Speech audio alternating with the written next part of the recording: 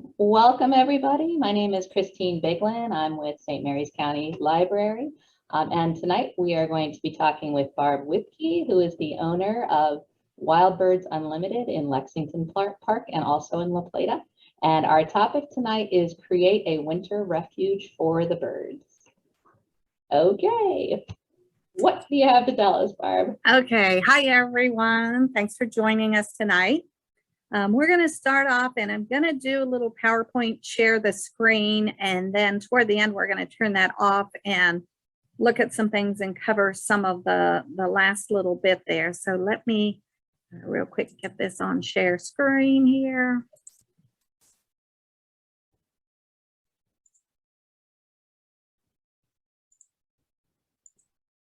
Okay, so creating a winter refuge. Those winter months can be long and boring and gray and drab. So one of the best things you can do right now is start to get your yard ready. You may have seen, particularly bluebirds, we're hearing about a lot. People are noticing those bluebirds checking out houses. Nope, they are not looking for a nesting spot yet. They're looking for a winter roost. And those bluebirds are going to live in there communally, just pile up on top of each other for body warmth. We'll cover some birdhouse things you can do to help them with that. But they're just looking for where they're going to hang out. So they're basically looking for three things right now: food, shelter, water. If you have the food, shelter, water, and your neighbor doesn't, guess whose yard they are heading to? So you want to make sure that you have all those things. Be very diligent right now about keeping those bird baths clean. I know the leaves are falling right now. We were talking about that in here today. It's like, no sooner clean that bird bath than the leaves have filled it up and turned brown again. But just make that a, every day, every couple day routine, because they're watching you. They are checking to make sure that you're going to be a good landlord for them. So let's get started with that. First of all, we're going to cover who we're going to see. Our cardinals, our tufted titmouse, goldfinches, all those stay. Goldfinches are one a lot of people don't realize they stay with us. They have changed out of that pretty yellow plumage that they had on during nesting season. And it's kind of an olive drab looking color, just not real pretty, but they are still here. They're going to stay all winter. Those Carolina wrens, they are going to stay, and they're going to stay as close to your house as they can. So we'll talk about some things you can offer them to entice them up. When you come home in the evening and it's dark and you step on the porch and somebody goes flying out, that would be one of those Carolina wrens. They like to be near our houses. The red-bellied woodpeckers are staying. Carolina chickadees. I know I mention this every time. Here in Southern Maryland, our chickadees are not black-capped chickadees. They are Carolina chickadees. Those mourning doves are going to stay around. The house finches, the blue jays. Blue jays you may not be seeing as much as at your feeders as you have been in the past, because there's an amazing, crazy number of acorns out there, and that is their preferred food. So as soon as they get those cached away, stored away, or the squirrels have gathered them, you'll see them start heading back to your feeders a little more. You may be seeing them early in the morning, late in the evening, topping off, but they'll be back before long. They're going to all stay all winter. But we've got a few visitors that just arrived. White-throated sparrows, we started hearing of them about 2 weeks ago. They started putting in their appearance. Juncos followed shortly behind. The white-throated sparrows, that one on the left, you can see that very obvious patch of white on the throat, hence the name white-throated sparrow. Sometimes they will have that yellow on the top. They are not always going to have those two little yellow stripes. So basically, your good ID for them is going to be that very vivid white spot on the throat. Dark-eyed juncos also started returning about a week ago, but a big influx of them appeared overnight last night. Birds tend to migrate overnight when it's safer. It's less obstacles in that. So you may have woke up this morning and all of a sudden noticed that your white-throated juncos were back. I had not seen any in my yard until this morning. I live in Leonardtown, and by this afternoon, they were plentiful.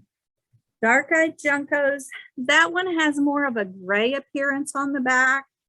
It has a white belly underneath it. That one, because it's more of a grayish brownish, there's a good chance that one is a female. The males will have a very dark back on them. So that's one that you can, after a little bit, you'll be able, by the end of the winter, you'll be a pro at telling which is the males and which is the female. But they are quiet little birds, really cool birds. Both of those prefer millet. So if you're feeding a seed that does not have millet in it, we do sell millet in small bags that you can grab and mix in with your seed, or you may choose to switch to one of the other blends and add, you know, something in that's got some millet. But definitely think about adding some millet to the lineup. Tray feeders, we think of those birds as ground feeders because that's typically where they are, down on the ground, digging through the leaves, which, by the way, leave your leaves if you're able.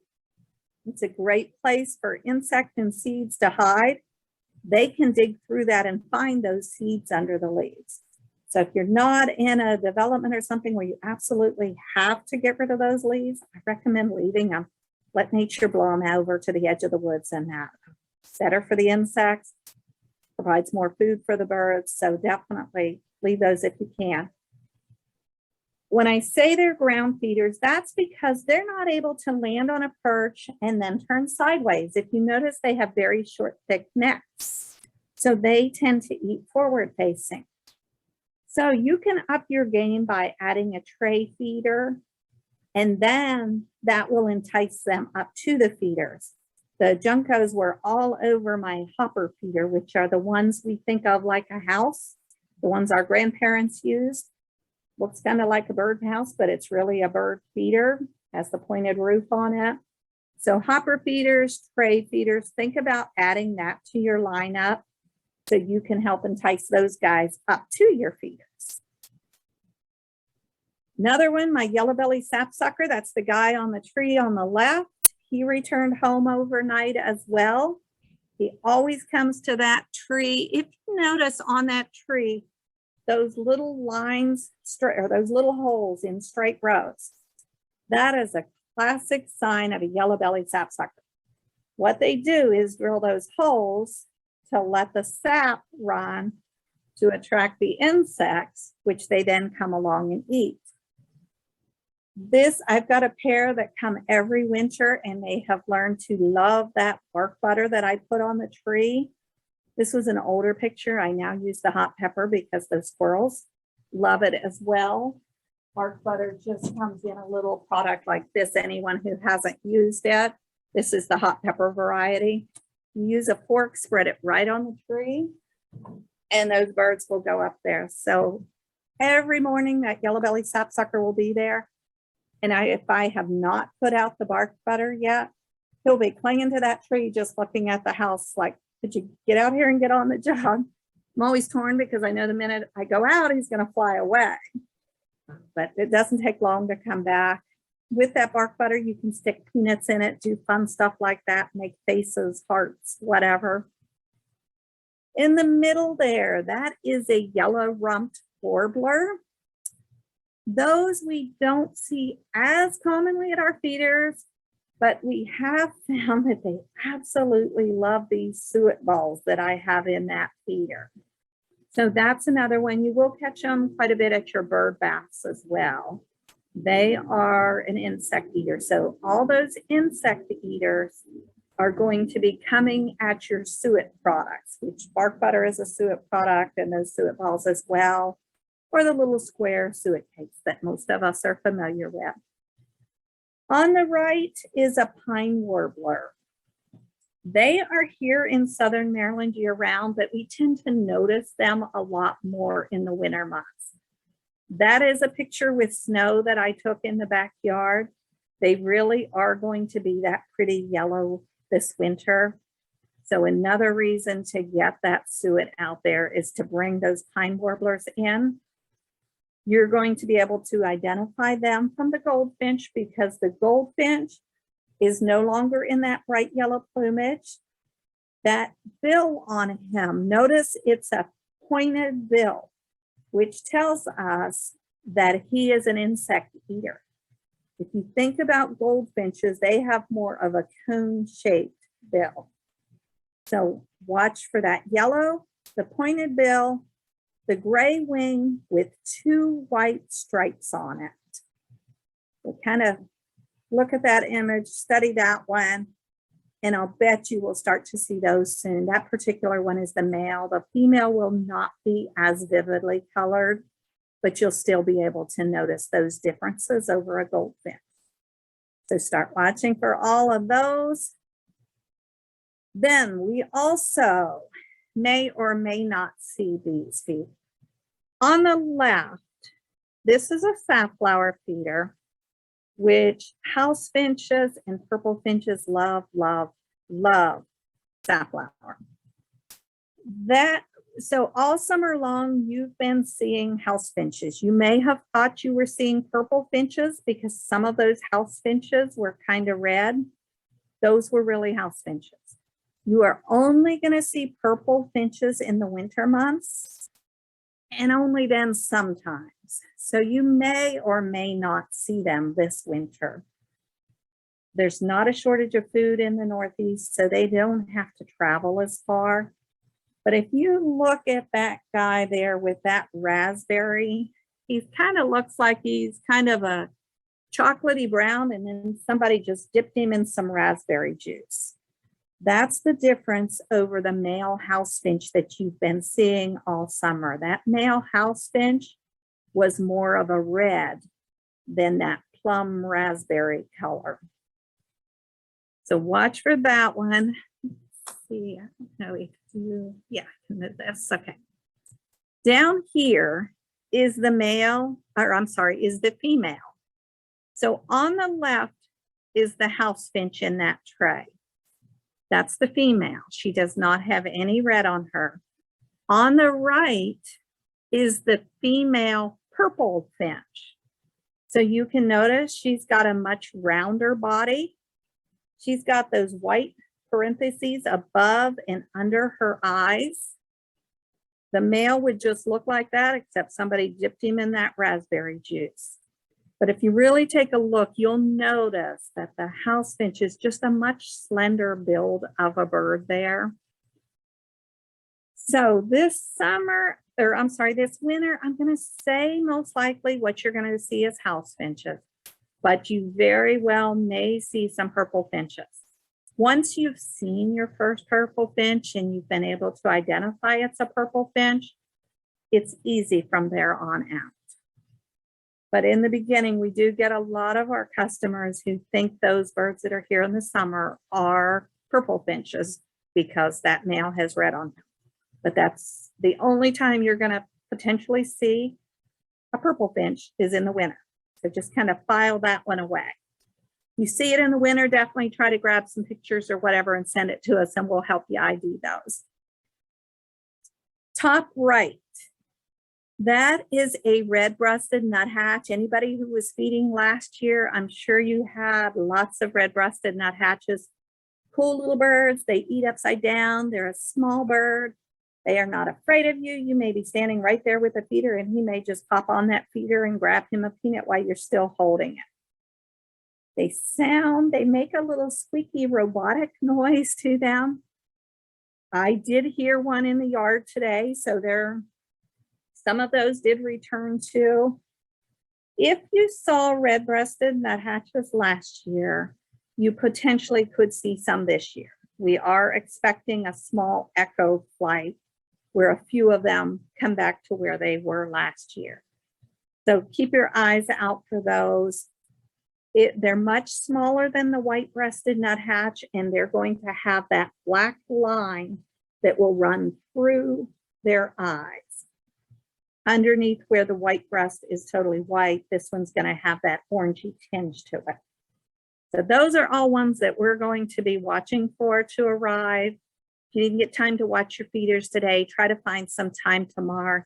get out and get some fresh food in there and watch and see what appears. I suspect you're going to see some new arrivals. Again, okay, so we're going to talk about some food. There's something we call being seasonally savvy, meaning that you want to set your feeders up based on the time. So for winter, we want lots of high fat, high protein foods out there. So my recommendation is in that top section to choose at least 2 from there. And one of those should have something with a shell on it. What that's going to do is allow those birds who cache or store food away for the winter, that's going to give them some food that will be protected in the shell that they can stick in the bark of the tree and that to store away for winter. So winter super blend. If you haven't tried the winter super blend, I will tell you the birds are going crazy for it now. Somehow they know what foods they need at any given time. And somebody flipped a switch about a week ago in winter super blend, moved up on their list. Peanuts are another one, either in the shell or out of the shell. If you're feeding them in the shell, I would still add 2 other varieties, because in the shell, we only have a few birds that really go after those. Pretty much that's going to be our blue jays and tufted titmice. So peanuts in the shell are cool to feed, but I wouldn't make that your second choice if it's in the shell. So if you were going to do it in the shell, I would still add 2 others from that list. Tree Nutty Plus, we have that here. That is a great food.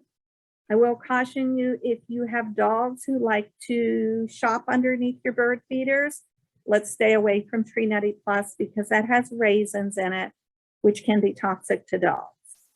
So that one, if the dogs can get to it, I use it in feeders where my dogs are not around, so it works great. No Mess Plus is another one. If you were going to skip the Tree Nutty Plus, No Mess Plus is where I would go next, because that one has cranberries and cherries.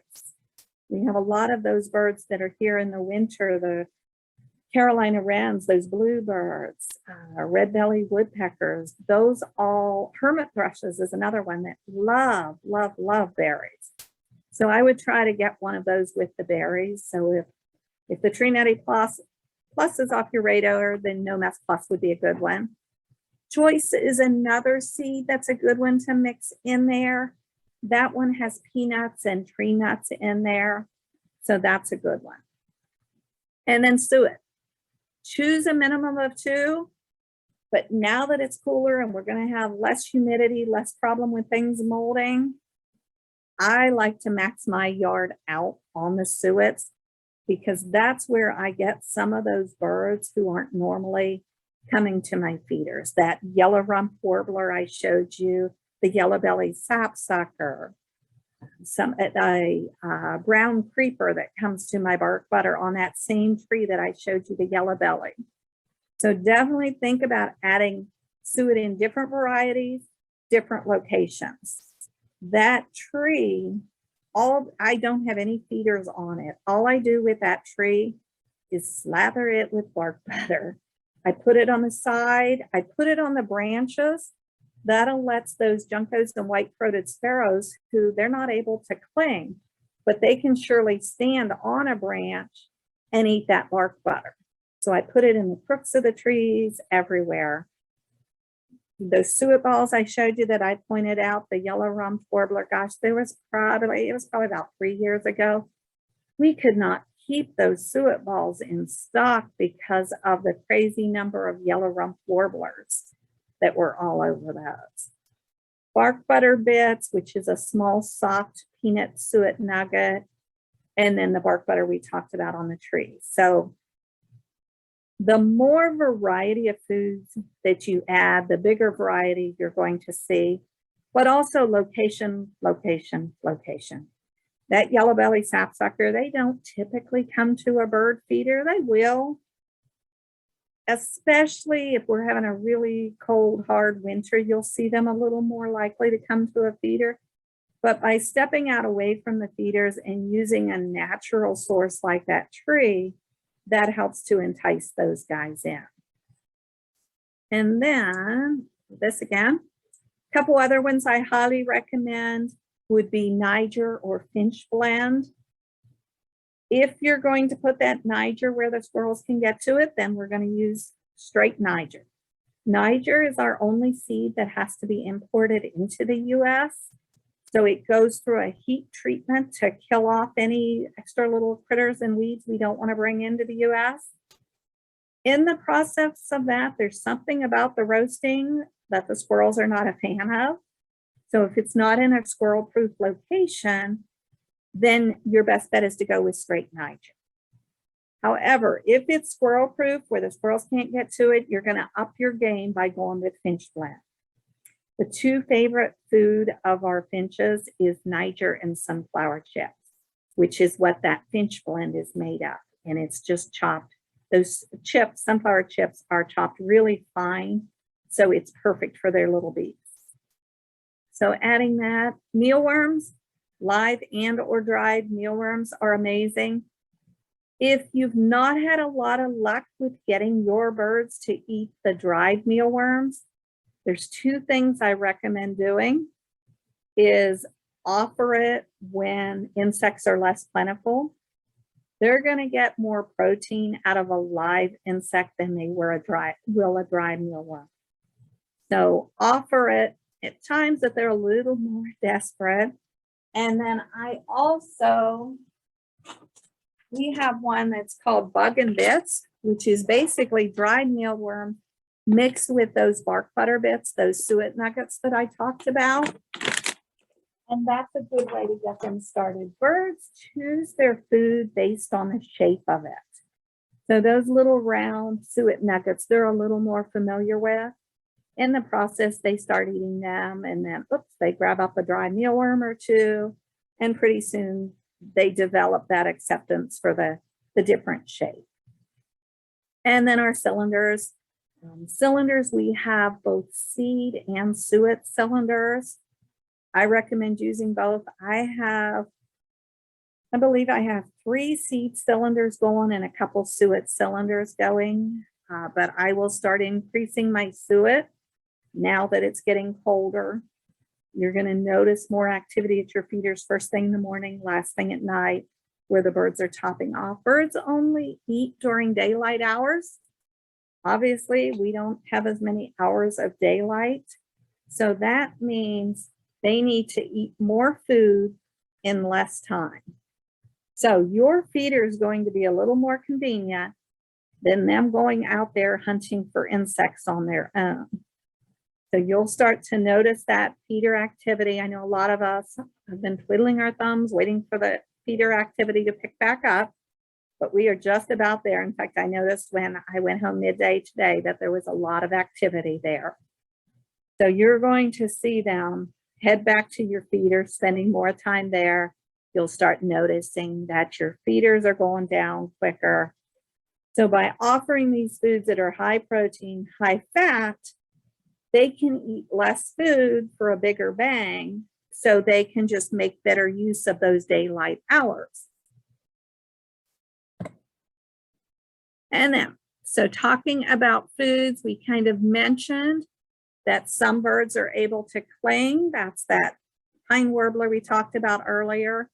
He is clinging on a feeder that I have that Tree Nutty Plus in. So you can see that's a great variety of foods. You've got the grapes in there. You've got peanuts, tree nuts, sunflower chips, striped sunflower, black oil stripe. So that's just an amazing food right there for all those nuthatches, chickadees, titmice, any of those nut-loving birds. That particular feeder, we can add a tray to the bottom of it, which then will even let your cardinals, believe it or not, cardinals love, love, love peanut splits. And bluebirds as well love peanut splits. So when we put a tray on that lets those birds sit. In this particular picture, my tray is off. My guess would be, with that snow that's falling, that I had a whole flock of blackbirds in my backyard. they struggle to cling. So when they move in and try to take over the feeders, I'll pop those trays off so that it's not an easy landing spot for them. And then just another tube feeder there on the right. That one is no mess seed. So that has some of those sunflower chips, peanut splits, and that has those millet. So I don't know if you're able to see it, but there are up toward the top, you'll notice some little yellow balls in there. That is the only type of small seed balls that you want to see in your foods. So if you're popping out to some store and you're finding that most of the seed has these little orangish red balls in there, all those birds are going to do is take that and throw it on the ground and it will grow you a nice weed patch. Those are not foods that our songbirds eat. The big companies like to throw them in there. So you think you're getting more seed at a lower price. And actually, you'll just notice the birds throwing it out on the ground and then it'll grow you a weed patch. So that little whitish yellow ball is the only one that you would want to find in your seed. And even then you want it in a very small number because not a lot of our birds are going to eat that. If you have problems with house sparrows, you may want to completely avoid that millet because those house sparrows love that millet. But definitely, come in, talk to us, call us, send us a message, email, whatever, and we'll help you work through what's going to work for your situation. So that is, on the right is a tube feeder, the left is a clinging style tube feeder. And then some different varieties. In the middle, we talked about those trays. I can't stress it enough. Adding a tray to your lineup is a game changer. This year we had an indigo bunting that come and just like hung out in that tray for a few days, eating nonstop. And again, they're not real common feeder birds, but sure enough, they were there. And then we talked about those seed cylinders. That's on the right. That's a red-bellied woodpecker there. A lot of people confuse that one with the red-headed woodpecker. A red-headed woodpecker is going to be solid patches of black, solid patches of white, and solid patches of red. It's not going to have that black and white mottling through the back of it. If he were to turn around, he's got a little orange tinge on his belly, hence the name red-bellied woodpecker. But that is one that most people confuse. So red-headed is going to be solid white, solid red, and solid black in there. This again, this feeder is a squirrel-proof feeder that we have here on the right. This one, we were talking about it before we got started. That one truly is a squirrel-proof feeder. Anybody that has that I know can vouch for me on that. The squirrel body is not long enough to hang from the top to the bottom. So when he hits that little ledge there that has snow on it, what happens, his foot slides, he hits the ring the birds are sitting on, and it completely covers those open food ports there. What that does is it doesn't let him shake it. He doesn't get a reward. He gives up. I always joke that when the new squirrel babies are born, they must pass the word on not to even try with that feeder, because I would think squirrels have babies twice a year, that I would see them, the new ones coming and giving it a shot, but they don't even, they just stay away from that one. So that is a really cool feeder. I have one of those just out on a pole in my yard. And then I had one for quite a while on a deck. So places that I couldn't squirrel proof, I would use that feeder. Okay, so more food, more varieties is going to bring more birds. So in this picture here, that's the typical suet cakes we're familiar with on the top left. That's a downy woodpecker, our most common woodpecker that we have. Mr. Blue Jay there with peanuts. A blue jay can store a peanut up to 2 miles away and remember where he puts it. Unlike a squirrel who pops it in the ground, out of sight, out of mind, he forgets it. So blue jays are really cool to offer those peanuts to. Right now, it's tough to entice them because acorns are so plentiful. And birds know that nature's best. So once they deplete those acorns out there, they'll be back at our feeders. And then this little Carolina wren having a bad hair day up here on the top right. He is dining on some, what's he got in there? He's got the bug and bits. So the mealworm's in there with the bark butter bits. So a couple things on these feeders, you can notice that there's lots of snow in that we're dealing with in those pictures. I recommend adding weather guards. Almost every feeder we have, we can add weather guards to them. If you have feeders that you've purchased somewhere else, feel free to bring them into the store and we'll try them on for size and find ways to weatherproof what you already have.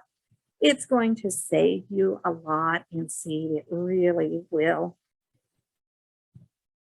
And there's a perfect example right there. This is in my backyard. It's snowing, it's nasty, it's ugly, but the birds are still coming to the feeders because the food is sheltered. I didn't lose any feed, nothing spoiled, well, it got wet, but it'll dry out pretty quickly. But it allows, not only protects the food, but during the snow and rain, the birds can continue to come to your feeder. So you've been stuck inside for a couple of days with nonstop rain, snow, whatever. You still have color coming to your backyard by adding those weather guards. And then now we're going to talk water and shelter. So I'm going to take this off share so that I can show you better some of the things. So water, first of all, we're going to want to, I recommend adding a heated bird bath if you're able. That's the easy button. When we say heated, it is not a sauna.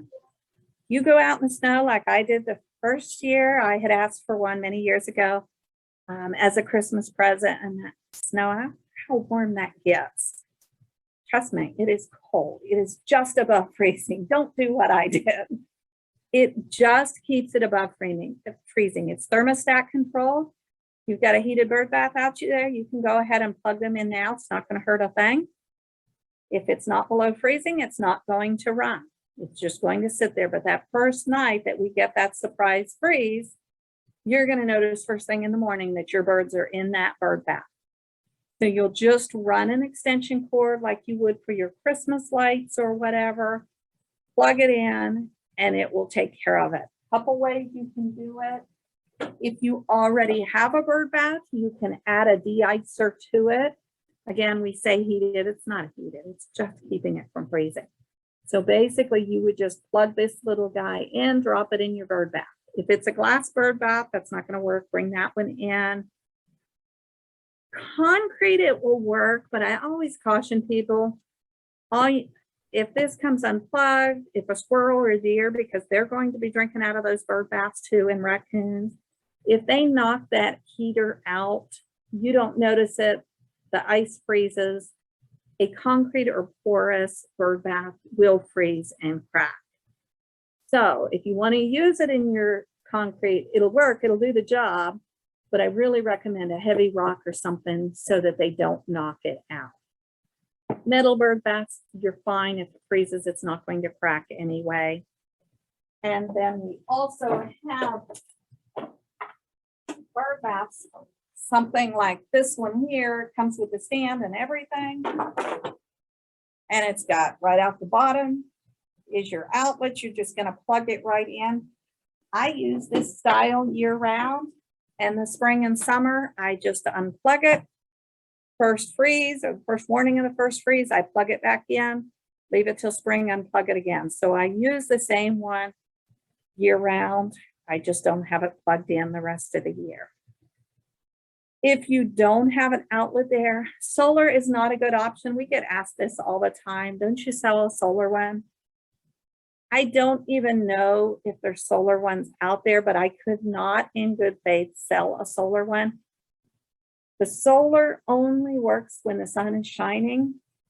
And if it's snowing, if it's cold, if it's rainy, if it's nasty and disgusting, it's not going to store up enough solar to keep it heated. So you're going to end up potentially losing a bird bath or something. So I just can't in good faith offer solar if they have even come up with something yet. I know there's been trying. We've got a customer who is an engineer and is working on it himself, and I would love it if you truly could come up with something, but you need to be able to store solar, and the panels and something like that just aren't big enough to store it other than when there's direct sunlight on it. So when the sun goes down at night, your bird bath now has frozen. If you're home a lot, I know a lot of people are still working from home, so you may be able to just use a small bird bath, a pan, something, and just a couple times a day, change the water out. Don't recommend putting hot water out there. Again, we don't want them taking a sauna, but if you're able to knock that ice out of there and put fresh water out there, perfectly fine. I'm not home enough, and I'm also not dedicated enough to do that multiple times a day. I'll be perfectly honest. So I add heaters or use the heated bird baths, and all of my, one of my concrete ones, I just turn upside down for the winter months so that it's not able to build up water and freeze in there. But definitely start thinking about getting that water added, and get it now, because the birds are watching to see what your water situation is like. In the winter months, they not only need that water for drinking, but they need to be able to bathe. Birds fluff their feathers up. So if you've ever noticed that your birds all look fat in the winter, they are fluffing those feathers and forming little pockets of insulation in there like a down coat. If their feathers are dirty and stuck together, they're not going to fluff. So then they run the potential of freezing. So we want to give them a clean place to bathe. We don't want them out there bathing in I know you've all seen it, runoffs and that after they've iced the roads and that, and where the water has melted around the curbs and you see the birds out there bathing in it. So now they're getting all those chemicals on them. So offering clean water to bathe in is extremely helpful. And then shelter. So much you can do. We already talked about leaving the leaves. You've got some branches that have come down in some of the wind and that, throw them out there in the edge of the woods, wherever. When you're done with your Christmas tree, toss it out in the yard. Firewood piles, any place, take the kids out and let them help you gather some branches and just build little tiny brush piles for the birds to use for shelter. Under your porches, if you've got the lattice under there, you'll see the birds under there a lot. So any places that you can just offer them shelter. If you've got a grill and it has the doors under it, if you can leave it blocked a little bit, that they can get under there for shelter. If you do that, I'm going to warn you, early spring, you want to catch those Carolina wrens before they nest, and make sure you've covered that grill, or you're not going to be grilling for a couple of weeks. But any sources of shelter like that you can offer, these little things are totally cool. The Carolina wrens absolutely love these little things. I have a pair that have been sleeping in it on our front porch for several years now. Even when in the summer, I've started leaving it up because she'll nest in a flower pot there, and then he goes in and sleeps in there at night, so he's nearby. Carolina wrens are one of our songbirds that they stay together even non-nesting season. Most of our songbirds only come together for nesting, but they stay together year round. So offering things like this, again, Carolina wrens want to be on your porch. They want to be close to your house. So, if somebody sends me a picture of, what is this thing, on the little edge of the porch or something, I can just look and tell you it's a Carolina wren. They love to find little roosting spots like that. We've got some perches that can be put out there that it's just like a little ledge that you can put somewhere around there. Anyone who has seen our holiday houses, these are absolutely perfect. They're covered in seed, and then they have an opening inside. So they've got a whole bed and breakfast thing going on there. So they can go in there for shelter, but then they can also use it to eat the seed too. So those are fun. I like to hang one of those on the porch as well, and you'll See the wrens eating from the outside and then going in. Another one, just a little acorn. I don't recommend leaving these up in the spring because we don't really want them nesting in it. It's not a great nesting location. If they nest, it's going to be a one and done because you can't really clean it out. But if you put it up in the winter months and let them roost in it, it's perfect for that. Same thing, just little tiny small houses like this. It gives them spots.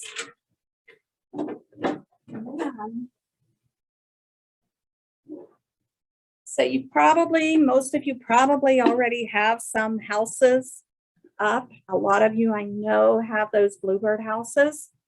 So we're going to talk about some ways that you can make those a little better for them for nesting. So if you have this style, they open on the side there. Let's see if you can see that. When it's closed, there is a gap right here. I recommend taking our nesting balls and just pull some of that fluff out and stuff it right there. We all learned in school that heat rises. So if we can stuff those little pockets full, that's going to help contain the heat in that house. So that's a good way to just kind of winterize your house. If we were to have an extremely cold, blizzard, something that's going to go on for days, you can even get some of the insulation that's sold in the kind of like styrofoam strips. And you can even put that on the top and around the sides of your house for extra warmth. Most of the time here, we don't need to do that, but we have had a couple of years where it's been pretty ugly for extended periods. So looking at that, you can even put a little pine straw in the bottom of your houses if you want. If you don't, the birds may do it anyway. That one's not as big of a necessity, but I would definitely think about plugging those holes if you're able to, just with these little nesting balls. And then you can hang that up nearby. If they want to add some of it to the inside, they can. Trees, if you've got a tree that comes down and maybe the top of it comes out and you've got this snag left, if it's safe to leave it, it's not going to fall on your house or your car, leave it. That can become a house for many birds. Our woodpeckers will use it and the nuthatches will use it to drill holes. They'll use it for shelter. Then later on, your chickadees and bluebirds can come along and use it for shelter or even nesting. So leaving snags is a pretty cool way to get a lot of extra activity into the yards. Okay, so we've covered the food, the shelter, the water. You're going to up your game, add more high protein, high fat foods. You're going to offer some shelter locations, just kind of when you're picking up those branches that are coming down and that, just make some piles, tuck them in, the corner of the house, or if you've got woods around your yard, just make it and some natural spots for them to hang out. And then, of course, right now we're going to be very diligent about those bird baths because they are watching you. One thing you're going to see when we get our first good freeze, all of those trees with berries on them, you're going to see the birds come in. You may go to work one day and you had all these berries and you come home at night and they're gone. That means the robins and the robins and the cedar waxwings have come by while you were working and stripped those trees and moved on. But they do wait for a really good freeze to do that. So watch for those signs changing in your yard. One cool thing with those berries is when they eat those berries, they need to drink more. So you will get those cedar waxwings, which if you've never seen one, you'll have to look that up. They literally look like a bird made out of wax. They are just beautiful. But they'll come to your bird baths if you've got those native berries around. When they eat those berries, they're going to head to the bird bath, or if you've got a small pond. So again, that's another bird you're typically not going to see at your feeders.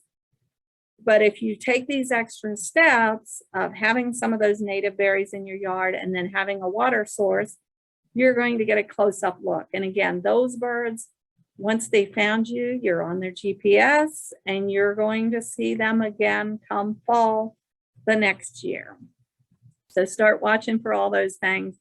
If you need help figuring out, feel free to bring your feeders in, bring pictures of your feeders in, show us your setup. I know some of you here are looking out there. I have creeped on you as much. We've stood here in the store and looked at your yard to see where to set bluebird houses, right, Marla? So definitely come in and, we'll work with you and look at your yard and figure out how we can make it work for you.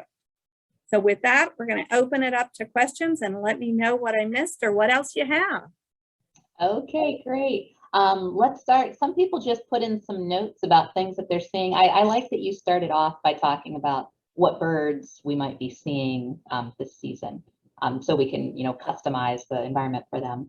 Right. So Christy said that she's had a few red-breasted nuthatches in Leonardtown. Okay, so you're right through the woods from me, Christy. We're probably sharing. And Julie said she's had a ton of yellow rumped warblers in her yard this fall, and they love the bird bath. Hope they find her suet. Nice. Okay, now let's go to questions, and thank you all for waiting till the end to do questions. It helps Barb go through her presentation without the interruptions and then save all the questions to the end. So thank you for being patient about that. Okay, what feeder is best for red-bellied woodpeckers? I am trying to discourage starlings at the same time. Awesome. Are you running for it? Okay, he's on his way. Hang on. Oh, there's something special for that night. My husband comes in with me and he ends up being the runner because I never can think of what to have. Yeah, this is a great one. So really, this feeder is really super cool. We put a super suet cylinder in it, which is a suet. So as I mentioned, that suet is a favorite for those insect-eating birds, which the red belly is. Cool feature we found with this feeder, and I don't think you can see it too well here. It's a very textured feeder, almost like a tree trunk, but it's made out of an acrylic. Well, a nice plus with this feeder is we found that the starlings struggle to cling from this. I'm not going to say they can't cling from it because there's not a whole lot starlings can't do, but it's not easy for them to cling. And they do tend to kind of be lazy birds, so they don't want to work too hard for their food. But this one is just a really super cool feeder. Drops in there. The bottom of it is right about here on this feeder. What that does is lets our pileated, our fairy, red belly, the bigger woodpeckers cling to it. And then the different hole openings are for the different types of woodpeckers that we have. So this feeder, really quickly, it came out a couple years ago, but when it did, it became a favorite feeder pretty quick of a lot of us. A lot of times when you hang up a new feeder, there's a learning curve for the birds. They have to, I'm not sure if I can eat from that. But the natural part of this seemed to entice them in pretty quickly. So that is the one I would recommend because of the starling issues. If it weren't the starling issues, then cylinders are great, or that clinging tube feeder I showed you is great. Clinging tube feeder would be a little, it would be more of a challenge for starlings, but that's going to be the bigger challenge for starlings. So I would definitely go with that one. And again, we want to add that suet right now, those high fat foods. So perfect timing to get that one out there. Does it ever work to hang a bird feeder on a tree branch, or does that just invite a lot of other things coming in that you don't want? So if you're going to hang it on a tree branch, then we would use the hot pepper seed in it. And we do have that super suet that I showed you in a hot pepper. So you absolutely could hang it on a tree branch. We would just stay hot pepper in there because we don't want to bring those squirrels in. Oh, okay. Okay. Yeah, definitely you could. Okay. Just wondering, because it seems like generally it's better to put them on the poles. Is that right? You're going to see more activity on the poles. The birds can find the feeders easier. We can squirrel proof it, which truly any of you that have squirrel proof pole systems, I know you'll agree it's a game changer. You don't have to think about what food and feeders, because the squirrels and raccoons here in Southern Maryland, raccoons are a big issue too. So we actually have baffles that we can keep both squirrels and raccoons out of. Oh, no. So the easy button is if we can set a pole up with 10-foot clearance around it, nothing overhanging, trees, sheds, branches, things like that, then we can squirrel proof your whole system. And then the food is cheaper because you're not paying for the hot pepper as well. So, but not every yard has that situation. We've got thank goodness, a lot of trees here in Southern Maryland. You know, we don't tend to just come in and clear cut everything. So it really depends on the yard. And so that's when we start creeping your yard right here on the computer while you're standing here. We'll look and see and find those locations and what's going to work best for every situation. Oh, that's great. Okay. Marcel says, my doves don't drink from my water feeder. It's on a stand. Is there a way I can attract them up to my water feeder? Do I need to put water on the ground for them? What is your bird bath made of? What's the texture? Is it a glass or concrete? Okay. Let's see if Marcel is still here. Okay. Yes, Marcel. Oh, plastic. Plastic. Okay. So I'm going to recommend adding some rocks into that plastic. It may be a little too slippery for them to feel confident in it. So just add some little flat river rocks or something like that to give them something to grip and see if that makes a difference. Okay. Marcel says thank you. You're welcome. The woodpecker feeder that you showed, is that available on your website, and can it be hung from a pole system? It can be hung from a pole system, and it should be on our website. I will double check both stores when I finish up tonight and make sure. If for some reason if we deactivated it because we were out of stock, I will reactivate it and it'll be there after midnight. But I do believe it's current. Our system, when we reactivate a product, it syncs at midnight. So if you don't see it, check at 12:01, or you can wait till morning. But I do think it's on both because I don't think we ever ran out of stock. I was saying earlier, we're very fortunate that we have always focused on USA products. So our store is fully stocked. You know, you walk into those stores and see all these empty shelves. Well, all of our made in the USA stuff is here. We ran through a time where our pole systems were tough because we had to get the steel. Our company that makes those had to get the steel from China.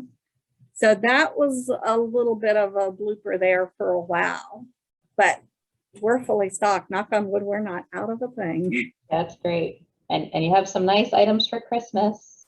Yes, definitely. Yes, the team has worked so hard. If you haven't been in for a while, stop in and check out the store. It's just, when I walk in either store, I just smile. They've made it so festive and a happy place to be. So oh, that's nice. We had a customer in here today and she spent quite a while, and she's getting ready to have surgery, and she had some time without the kids, and she's like, this is just my time. And we're like, well, have at it. Yeah. Yell if you need us. All right.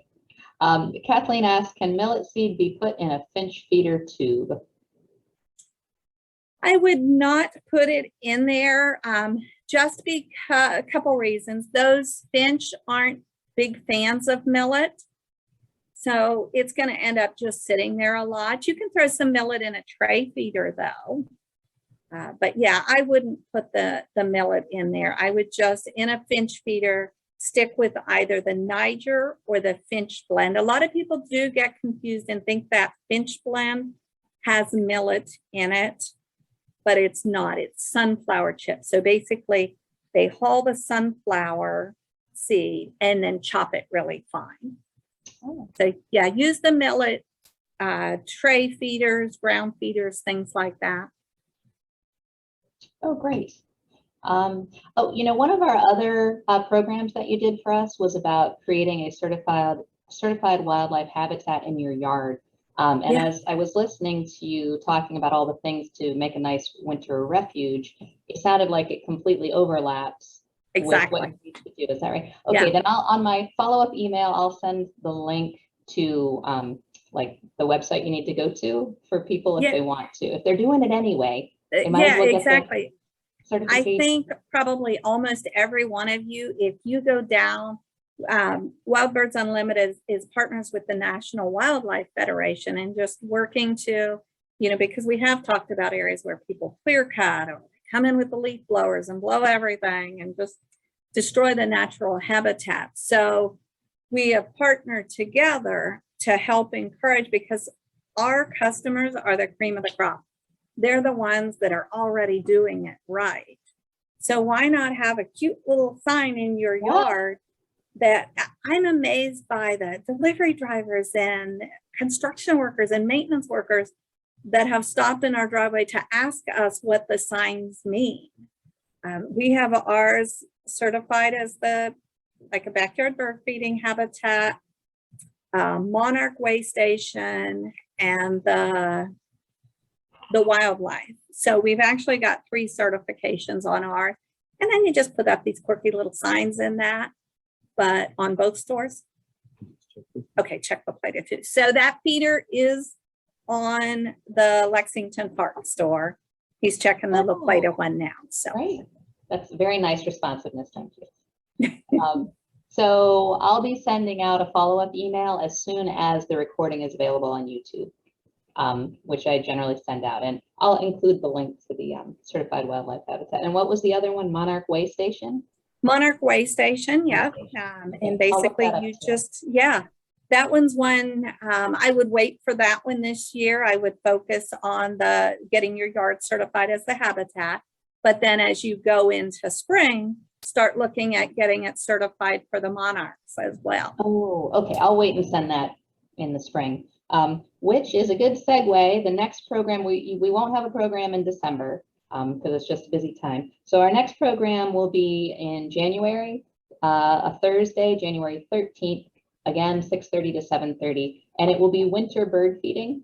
So you'll have a couple of months to see what has come in. And I guess we'll be talking specifics about what we're seeing and what they need. Right. Yeah, we will, on that one, we will break it down to those species. So we'll know if we have any extra visitors that came, and then we'll break those birds down, identifying them, the foods they eat, the feeders they prefer, those type of things. And he just confirmed it is on the LaPlata website as well. So that feeder is there if anybody needs to order that online. Okay. All right. Well, I think I caught all of the questions here.